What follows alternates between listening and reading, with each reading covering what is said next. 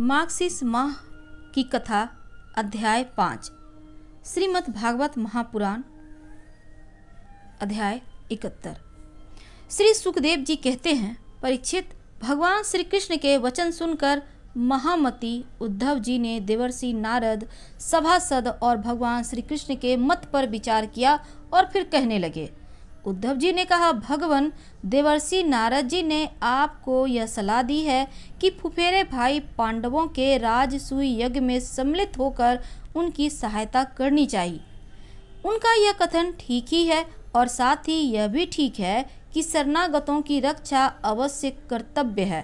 प्रभु, जब हम इस दृष्टि से विचार करते हैं कि राजसूय यज्ञ वही कर सकता है जो 10 दिशाओं पर विजय प्राप्त कर ले, तब हम इस निर्णय पर बिना किसी दुविधा के पहुंच जाते हैं कि पांडवों के यज्ञ और शरणागतों की रक्षा दोनों कामों के लिए जरासंध को जीतना आवश्यक है। प्रभु, केवल जरासंध को जीत लेने से ही हमारा महान उद्देश्य सफल हो जाएगा। साथ ही उससे बंदी राजाओं की मुक्ति और उसके कारण आपको सुयश की प्राप्ति भी हो जाएगी। राजा जरासंध बड़े बड़े लोगों के भी दांत खट्टे कर देता है, क्योंकि 10,000 हाथियों का बल उसे प्राप्त है। उसे यदि हरा सकते हैं तो केवल भीमसेन, क्योंकि वे भी वैसे ही बली हैं। उसे आमने सामने के युद्ध में एक वीर जीत ले, यही सबसे अच्छा है। 100 अक्षौणी सेना लेकर जब वह युद्ध के लिए खड़ा होगा, उस समय उसे जीतना आसान ना होगा। जरासंध बहुत बड़ा ब्राह्मण भक्त है। यदि ब्राह्मण उससे किसी बात की याचना करते हैं तो वह कभी कोरा जवाब नहीं देता। इसीलिए भीमसेन ब्राह्मण के वेश में जाएं और उनसे युद्ध की भिक्षा मांगे। भगवान, इसमें संदेह नहीं, यदि आपकी उपस्थिति में भीमसेन और जरासंध द्वंद्व युद्ध हो तो भीमसेन उसे मार डालेगा। प्रभु, आप सर्वशक्तिमान रूप रहित काल स्वरूप हैं। विश्व की सृष्टि और प्रलय आपकी ही शक्ति से होता है।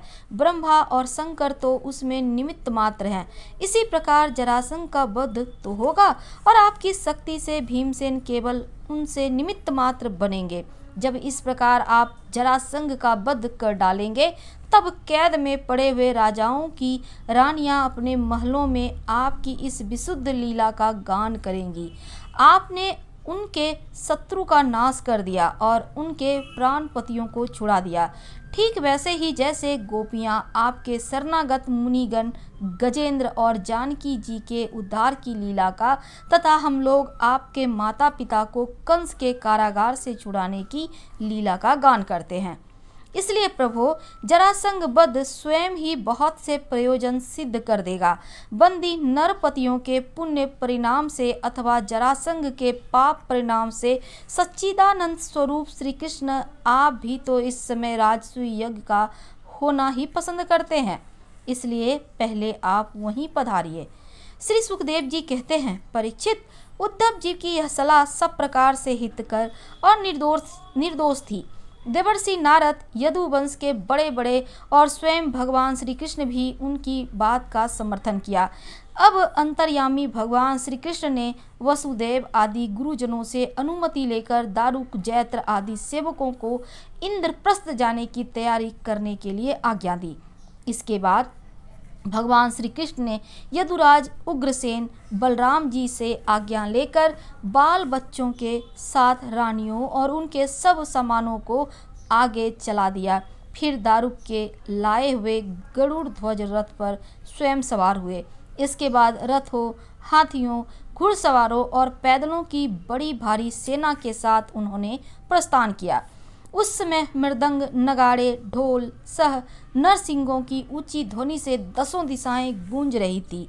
सती शिरोमणि रुक्मणी जी आदि सहस्त्रों श्री कृष्ण पत्नियां अपनी संतानों के साथ सुंदर सुंदर वस्त्र आभूषण, चंदन, अंगराज और पुष्पों के हार आदि से सज धज कर डोलियों, रथों और सोने की बनी हुई पालकियों में चढ़कर अपने पतिदेव भगवान श्री कृष्ण के पीछे पीछे चली। पैदल सिपाही हाथ में ढाल, तलवार लेकर उनकी सुरक्षा करते हुए चल रहे थे।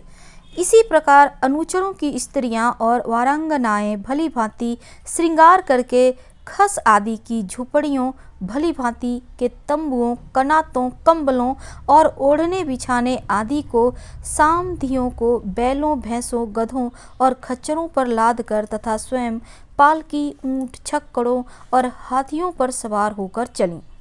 जैसे मगरमच्छों और लहरों की उछल कूद से क्षुब्ध समुद्र की शोभा होती है, ठीक वैसे ही अत्यंत कोलाहल से परिपूर्ण फहराती हुई बड़ी बड़ी पताकाओं, छात्रों, चेवरों, क्षेत्र, अस्त्र शस्त्रों, वस्त्राभूषणों, मुकुटों, कवचों और दिन के समान उन पर पड़ती हुई सूर्य की किरणों से भगवान श्री कृष्ण की सेना अत्यंत शोभायमान हुई।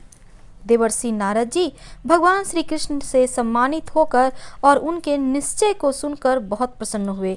भगवान के दर्शन से उनका हृदय और समस्त इंद्रियां परमानंद में मग्न हो गई। विदा होने के समय भगवान श्री कृष्ण ने उनका नाना प्रकार की सामग्रियों से पूजन किया। अब देवर्षि नारद ने उन्हें मन ही मन प्रणाम किया और उनकी दिव्य मूर्ति को हृदय में धारण करके आकाश मार्ग से प्रस्थान किया। इसके बाद भगवान श्री कृष्ण जरासंध बंदी नरपतियों के दूत को अपनी मधुर वाणी से आश्वासन देते हुए कहा, दूत, तुम अपने राजाओं से जाकर कहना, डरो मत, तुम लोगों का कल्याण हो, मैं जरासंध को मरवा डालूंगा। भगवान की ऐसी आज्ञा पाकर वह दूत गिरिजन चला गया और नरपतियों को भगवान श्री कृष्ण का संदेश ज्यों का त्यों सुना दिया। वे राजा भी कारागार से छूटने के लिए शीघ्र से शीघ्र भगवान के शुभ दर्शन की बाट जोहने लगे। परीक्षित, अब भगवान श्री कृष्ण अनार्त, सौबीर, मरु, कुरुक्षेत्र और उनके बीच में पड़ने वाले पर्वत, नदी, नगर, गांव, आहिरों की बस्तियां और खानों को पार करते हुए आगे बढ़ने लगे।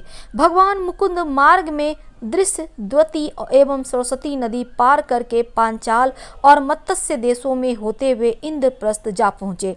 परीक्षित, भगवान श्री कृष्ण का दर्शन अत्यंत दुर्लभ है। जब अजात शत्रु महाराज युधिष्ठिर को यह समाचार मिला कि भगवान श्री कृष्ण पधारे हैं, तब उनका रोम रोम आनंद से खिल उठा।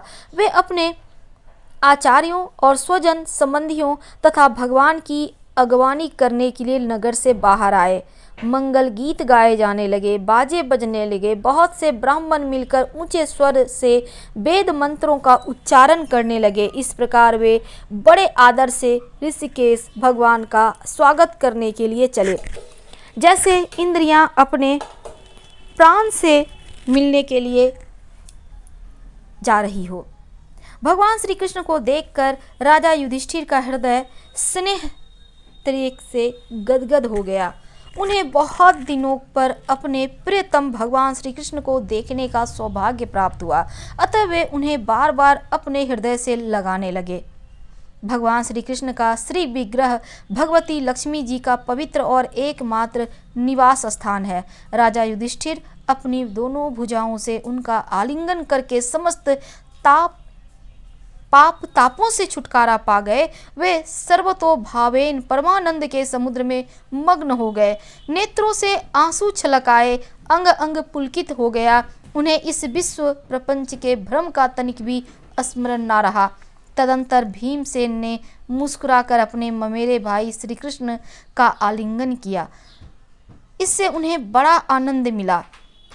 उस समय उनके हृदय में इतना प्रेम उमड़ा कि उन्हें बाह्य स्मृति सी हो गई, ब्रह्म स्मृति सी हो गई। और नकुल, सहदेव और अर्जुन ने भी परम प्रियतम और हितैषी भगवान श्री कृष्ण का बड़े आनंद से आलिंगन प्राप्त किया।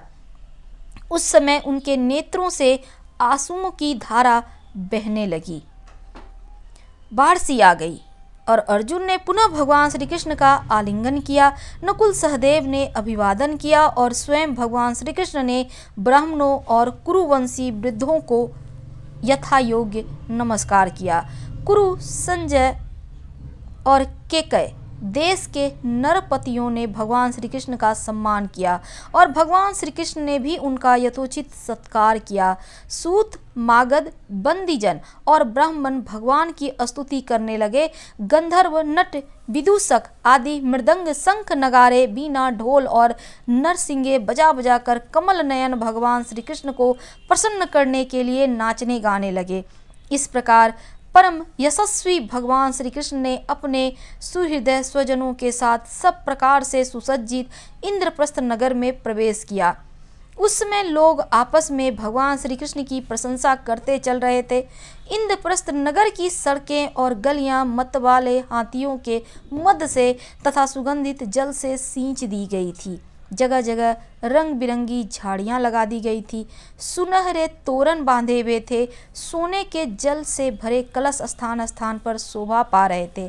नगर के नर नारी नहा धोकर तथा नए वस्त्र, आभूषण, पुष्पों के हार, इत्र, फुलेल आदि से सच धज कर घूम रहे थे। घर घर में ठौर ठौर पर दीपक जलाए गए थे, जिनके दीपावली सी छटा हो रही थी। प्रत्येक घर के झरोखों से धूप का धुआं निकलता हुआ बहुत ही भला मालूम हो रहा था। सभी घरों के ऊपर पताकाएं फहरा रही थी तथा सोने के कलश और चांदी के शिखर जगमगा रहे थे। भगवान श्री कृष्ण इस प्रकार के महलों से परिपूर्ण पांडवों की राजधानी इंद्रप्रस्थ नगर को देखते हुए आगे बढ़ रहे थे। जब युवतियों ने सुना कि मानव नेत्रों के पान पात्र अर्थात अत्यंत दर्शनीय भगवान श्री कृष्ण राजपथ पर आ रहे हैं, तब उनके दर्शन की उत्सुकता के आवेग से उनकी चोटियों और साड़ियों की गांठें ढीली पड़ गई। उन्होंने घर का कामकाज तो छोड़ ही दिया, सेज पर सोए हुए अपने पतियों को भी छोड़ दिया और भगवान श्री कृष्ण का दर्शन करने के लिए राजपथ पर दौड़ आईं। सड़क पर हाथी, घोड़े, रथ, पैदल सेना की भीड़ लग गई थी। उन स्त्रियों ने अटारियों पर चढ़कर रानियों के सहित भगवान श्री कृष्ण का दर्शन किया, उनके ऊपर पुष्पों की वर्षा की और मन ही मन आलिंगन किया तथा प्रेम भरी मुस्कान और चितवन से उनका सुस्वागत किया। नगर की स्त्रियां राजपथ पर चंद्रमा के साथ विराजमान ताराओं के समान श्री कृष्ण की पत्नियों को देखकर आपस में कहने लगी, सखी, इन बड़भागिनी रानियों ने न जाने कौन सा ऐसा पुण्य किया है जिसके कारण पुरुष शिरोमणि भगवान श्री कृष्ण अपने उन्मुक्त हास्य विलासपूर्ण कटाक्ष से उनकी ओर देख उनके नेत्रों को परम आनंद प्रदान करते हैं। इसी प्रकार भगवान श्री कृष्ण राजपथ से चल रहे थे। स्थान स्थान पर बहुत से निष्पाप, धनी मानी और शिल्पजीवी नागरिकों ने अनेकों मांगलिक वस्तुएं लाकर उनकी पूजा अर्चना की, स्वागत सत्कार किया। अंतःपुर की स्त्रियां भगवान श्री कृष्ण को देखकर प्रेम और आनंद से भर गईं। उन्होंने अपने प्रेम बिल्हल और आनंद से खिले नेत्रों के द्वारा भगवान का स्वागत किया और श्री कृष्ण उनका स्वागत सत्कार स्वीकार करते हुए राजमहल में पधारे। जब कुंती ने अपने त्रिभुवनपति भतीजे श्री कृष्ण को देखा, तब उनका हृदय प्रेम से भर आया। वे पलंग से उठकर अपनी पुत्र वधू द्रौपदी के साथ आगे आईं और भगवान श्री कृष्ण को हृदय से लगा लिया।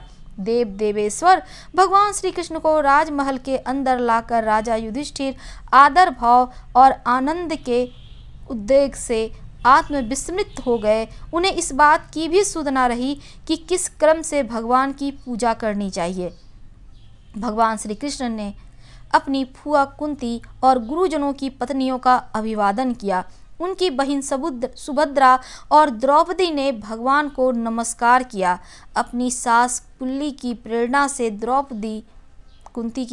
द्रौपदी वस्त्र, आभूषण, माला आदि के द्वारा रुक्मणी, सत्यभामा, भद्रा, जामवती, कालिंदी, मित्रवृंदा, लक्ष्मणा और परम साध्वी सत्या भगवान श्री कृष्ण की इन पटरानियों का तथा वहां आई हुई श्री कृष्ण की अनन्य रानियों का भी यथा योग्य सत्कार किया। धर्मराज युधिष्ठिर ने भगवान श्री कृष्ण को उनकी सेना, सेवक, मंत्री और पत्नियों के साथ ऐसे स्थान में ठहराया जहां उन्हें नित्य नई नई मुल्की सामग्रियां प्राप्त हों। अर्जुन के साथ रहकर भगवान श्री कृष्ण ने खांड नौवन का दाह करवाकर अग्नि को तृप्त किया था और मायासुर को उनसे बचाया था। परीक्षित उस मायासुर ने ही धर्मराज युधिष्ठिर के लिए भगवान की आज्ञा से एक दिव्य सभा तैयार कर दी। भगवान श्री कृष्ण राजा युधिष्ठिर को आनंदित करने के लिए कई महीनों तक इंद्रप्रस्थ में ही रहे। वे इस समय पर अर्जुन के साथ रथ पर सवार होकर विहार करने के लिए इधर उधर चले जाया करते थे। उस समय बड़े बड़े वीर सैनिक भी उनकी सेवा के लिए साथ जाते थे। हर हर महादेव। हम फिर मिलेंगे कल अध्याय 72 लेकर मार्गशीर्ष माह की कथा 6 में। धन्यवाद, फिर मिलेंगे।